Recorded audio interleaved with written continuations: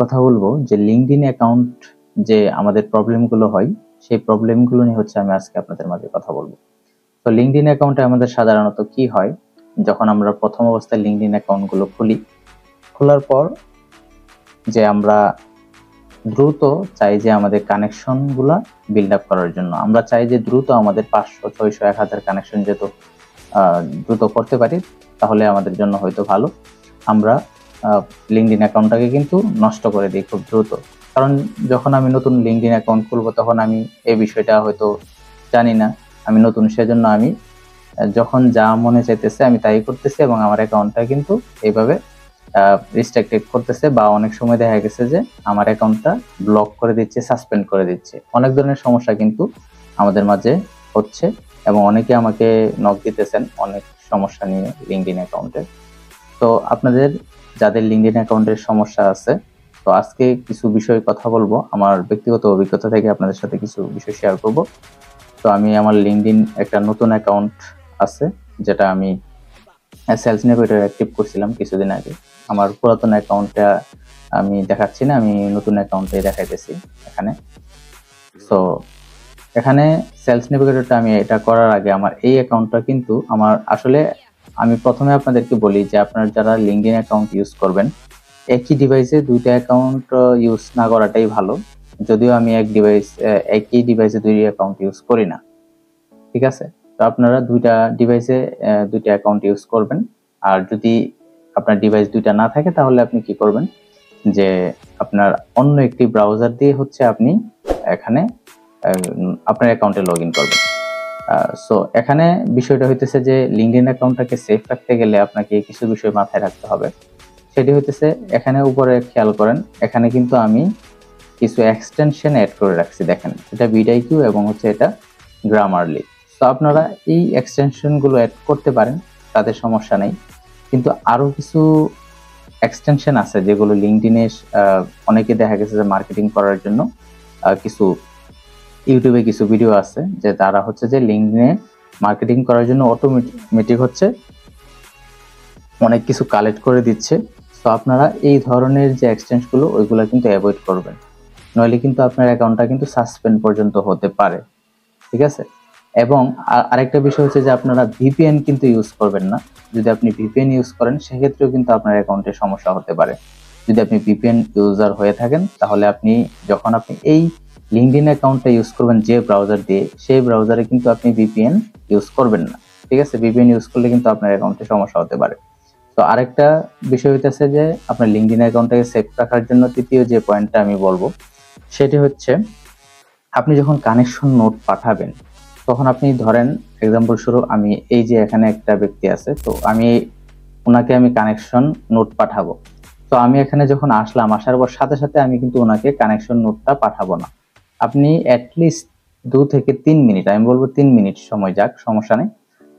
তো আপনি এখানে ওনার প্রোফাইলে একটু ভিজিট করবেন, ঠিক আছে? ভিজিট করার পর ওনার একটা পোস্টে একটা লাইক দিলেন, ঠিক আছে? তারপর ওনার যে ওনার প্রোফাইলটা আপনি অ্যাটলিস্ট 2 থেকে 3 মিনিট ওনার প্রোফাইলে থাকবেন, একটু ঘাটাঘাটি করে ওনার পোস্টটা একটু ওপেন করবেন। ধরেন আমি এই পোস্টটা ওপেন করলাম, হ্যাঁ, বা দেখা গেছে যে ওনার আরো অন্যান্য যে পোস্ট আছে ওই পোস্টটা আমি একটু ওপেন করলাম, একটা লাইক দিলাম। তো এভাবে 2-3 মিনিট যখন আপনি এখানে থাকবেন তারপর ওনাকে কানেকশন নোটটা কিন্তু পাঠাবেন।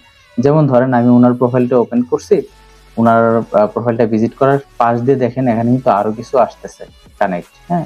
তো আপনি যদি এখানে এই যে কানেক্ট ক্লিক করে করে যদি আমি এখানে দিয়ে দিই, তাহলে এই লিঙ্কডইন কিন্তু এটা কিন্তু আমাকে স্প্যাম হিসেবে ধরে নেবে। তখন কিন্তু আমার এই অ্যাকাউন্টটা কিন্তু সমস্যার মধ্যে আমরা পড়ব। তো অবশ্যই এই বিষয়টা আপনারা মাথায় রাখবেন, এটা কখনোই করবেন না, এটা কিন্তু করা উচিত না। আপনি যদি এইভাবে কানেকশন পাঠাতে থাকেন তাহলে কিন্তু আপনার অ্যাকাউন্টটা কিন্তু সাসপেন্ড পর্যন্ত হতে পারে, বিভিন্ন ধরনের সমস্যা কিন্তু তারা করবে, যেটা আমি এই ধরনের সমস্যার মধ্যে কিন্তু পড়ছি। সো এই কাজটা করবেন না। চতুর্থ আরেকটা পয়েন্ট হইতেছে, আপনি অবশ্যই 2 স্টেপ ভেরিফিকেশনটা কিন্তু করে নেবেন। তো 2 স্টেপ ভেরিফিকেশনটা করলে যেটা হবে যে আপনার অ্যাকাউন্টটা কিন্তু সেফ থাকবে।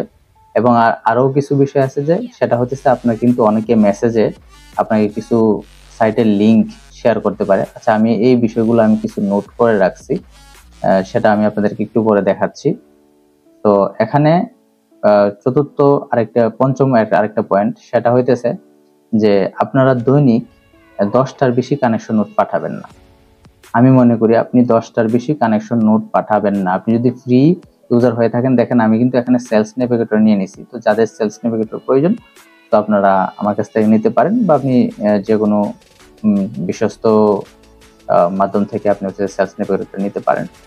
তো সেলস নেভিগেটরটা যারা ইউজ করতে জানেন না, বা সেলস নেভিগেটর কিভাবে ইউজ করবেন, তো সেটা নিয়ে আমি অন্য একটি ভিডিও দিব। যদি আপনি ভিডিও চান যে সেলস নেভিগেটর কিভাবে ইউজ করতে হয় এবং প্রপারলি ইউজের মাধ্যমে কিভাবে আপনি আপনার ক্লায়েন্টের কাছে পৌঁছাবেন, তো সেই বিষয়টা নিয়ে যদি ভিডিও চান তাহলে আপনি অবশ্যই কমেন্ট করবে জানাবেন।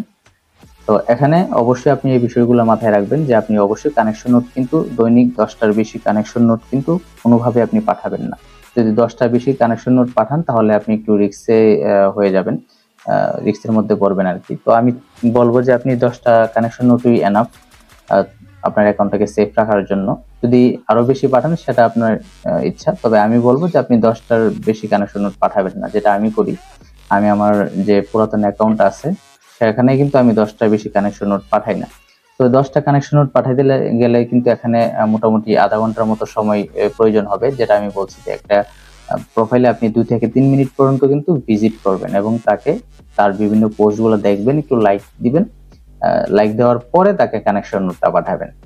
ঠিক আছে, এই বিষয়গুলো মাথায় রাখবেন। তো আমি আমার এখানে কিছু পয়েন্ট অ্যাড করে রাখছি, যেগুলো করলে আপনার অ্যাকাউন্টটা সেফ থাকবে। দেখেন এখানে 2 স্টেপ ভেরিফিকেশনটা কিন্তু অবশ্যই অ্যাড করে রাখবেন। আপনি চাইলে এটা স্ক্রিনশট দিয়ে নিতে পারেন। 2 স্টেপ ভেরিফিকেশন কিভাবে করবেন এখানে প্রসেস দেওয়া আছে আপনার অ্যাকাউন্টটাকে সেফ রাখার জন্য। তারপর এখানে স্ট্রং একটা পাসওয়ার্ড দিবেন। স্ট্রং পাসওয়ার্ড যদি আপনি দেন সেক্ষেত্রে আপনার অ্যাকাউন্টটা সেফ থাকবে। তারপর এখানে ফিশিং, স্ক্যাম লিঙ্ক এগুলোতে ক্লিক করা যাবে না। আপনারা অনেকে দেখা গেছে বিভিন্ন লিঙ্ক থাকে বা মেসেজে পাঠায়, অনেক স্ক্যামার আসতে পারে। ওই লিঙ্কগুলোকে আপনারা অবশ্যই ক্লিক করা থেকে বিরত থাকবেন। তো এই বিষয়গুলো মাথায় রাখবেন মোটামুটি। এখানে অ্যাভয়েড, আচ্ছা এখানে ভিপিএন এর বিষয়টা তো আমি আপনাদেরকে বলে দিলাম। আর থার্ড পার্টি অ্যাক্সেস যেটা, সেটা তো আমি আপনাদেরকে বলে দিছি। যে আর আরেকটা বিষয় হচ্ছে এখানে দেখেন, যদি আপনি কোনো ফিশিং বা কোনো এক্সটার্নাল লিঙ্কে ক্লিক করে ফেলেন, অনেক সময় স্ক্যামাররা আপনাদেরকে মেসেজে পাঠাবে যে বিভিন্ন জব বা কোনো কাজের জন্য মেসেজ দিতে পারে। ফিশিং লিঙ্কে যদি ক্লিক করে ফেলেন তাহলে ইমিডিয়েটলি আপনি তাদের সাপোর্টে ইমেল করবেন, বা ওইগুলো হচ্ছে যে প্রদান করবেন যে আপনি কি ভুল করছেন বা কি করছেন। এটা 10 নম্বর পয়েন্টের মধ্যে এটা দেওয়া আছে। তো আমি আপনাদের সাথে যে কথাগুলো বললাম এগুলো যদি আপনি একটু মেনে চলেন তাহলে আপনার অ্যাকাউন্টটা মোটামুটি সেফ থাকবে, যেটা আমার পার্সোনাল মানে আমার যে অভিজ্ঞতা সেখান থেকে আমি আপনাদের সাথে শেয়ার করলাম। তো অবশ্যই সেলস নেভিগেটর কিভাবে ইউজ করবেন সেই বিষয়ে অবশ্যই আপনাদের সাথে ভিডিও শেয়ার করব। যদি আপনারা চান অবশ্যই কমেন্ট করবেন যে সেলস নেভিগেটরটা কিভাবে আপনারা ইউজ করবেন। তো আজকের ভিডিওটি এ পর্যন্তই।